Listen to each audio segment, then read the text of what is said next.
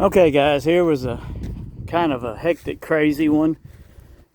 So I got the call, this telehandler wouldn't start. They ran it, it was running fine. They backed it up this hill. As you can, I don't know if you can tell by the incline, it's going uphill in the back pretty good.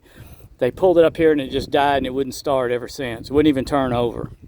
So I got here and of course checked the battery, it was low. Tested it, ended up being bad. So I replaced the battery.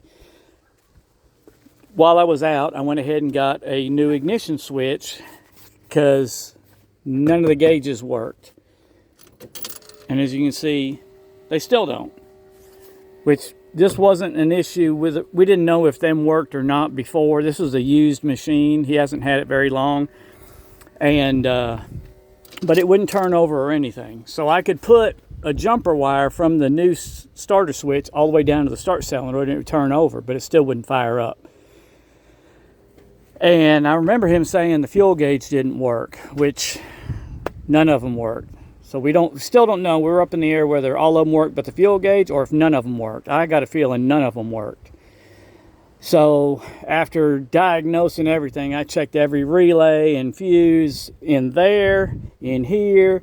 I tested all the relays, even replaced a couple that were they didn't quite check out 100%. I went ahead and replaced them.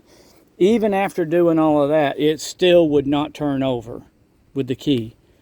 So I went and got a rake handle and I dipped the tank and it had about 2 inches of diesel on the end of it. And with the incline we're at, and I think it picks up from the rear, I was assuming it had air in it. So I opened the bleeder screw and you could hear the pump come on. Now when you turn the key on, the pump would run for a few seconds or so and then it would shut itself off. So I was assuming it was getting fuel. Well, I assumed wrong because it never like bogged down like it was priming up. So I opened the bleeder screw, turned the key on, nothing but air. So I was about 99% sure what the problem was. It was just out of diesel. So I ran into town. I got about 10 gallons of diesel, come back, put it in there. This time, as soon as I turned the key on, I could hear the pump build up. It would run and then it would kind of bog down like it was priming up. And then then it actually started turning over. It took a couple of tries because it would turn over, then it would quit turning over. But it took a couple of tries to get all the air out, bleeding the filter. Finally, once the air was bled out, she started. And all the functions work other than the gauges, of course.